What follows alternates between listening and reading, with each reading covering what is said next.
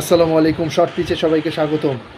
অবিশ্বাস্য দুর্দান্ত এক জয়, ঐতিহাসিক জয় অজিদের বিপক্ষে, অজিদের মাটিতে টাইগারদের এক ঐতিহাসিক জয়, যেটা আসলে 23 বছর পর আমরা কখনো কল্পনা করিনি যে 23 বছর পর আমরা যে সফরকারী দল হিসাবে অস্ট্রেলিয়ার মাটিতে অস্ট্রেলিয়াকে হারানো, এইটা 30 বছর পাকিস্তানও চেষ্টা করে পারেনি, ড্র পর্যন্ত পারেনি।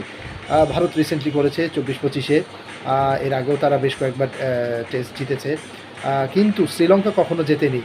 তো এশিয়ার মধ্যে এখন ভারতের পর বাংলাদেশকে মানে যোগ্য দল হিসাবে ধরা এবং আতিথেয়তা দেওয়া পরবর্তীতে একটা জায়েজ হয়ে গেছে অস্ট্রেলিয়া দলে। ইংল্যান্ড, ভারত, নিউজিল্যান্ড তারা তো এখন সমীহ করবেই, সাউথ আফ্রিকা।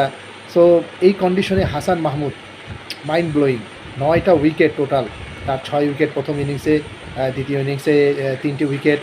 এবং আমি একটু হতবাক হয়েছিলাম, কিন্তু তারপরও যেটা আসলে হয়ে যেতে পারে ফ্লুক, যেটা হচ্ছে তানজিদ তামিমের যে প্রথম ইনিংসে এরকম একটা শতক হাঁকানোর পর দ্বিতীয় ইনিংসে একদম 0 রানে আউট হওয়াটা, আসলে এখানে আমরা একটা চাওয়া ছিল যে আসলে 10 উইকেটেই যাতে জয়টা হয়।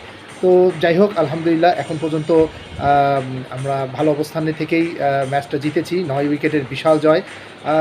আমার 2006 সালে সেই টেস্টটা ফতুল্লার আমার মনে পড়ে, জেসন গিলেস্পি যেভাবে আসলে আমাদেরকে নাস্তানাবুদ করে 3 উইকেটের জয়টা ছিনিয়ে নেয়। সে ঐতিহাসিক মুহূর্ত তখনই হতে পারত, কিন্তু সেটাকে আমরা 23 বছর পর তাদের মাটিতে এসে প্রতিশোধ নিলাম। ঠিক পাকিস্তানের বিপক্ষে যেভাবে আমরা রাওয়ালপিন্ডিতে 2-0 ব্যবধানে হোয়াইট ওয়াশ করে জিতেছিলাম, 2003 সালে সেই মুলতান টেস্টের প্রতিশোধ। এরপরে ঘরের মাঠেও 2বার আমরা হারালাম।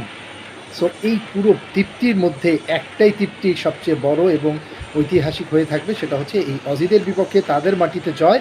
Congratulation Bangladesh Tigers, congratulation everyone.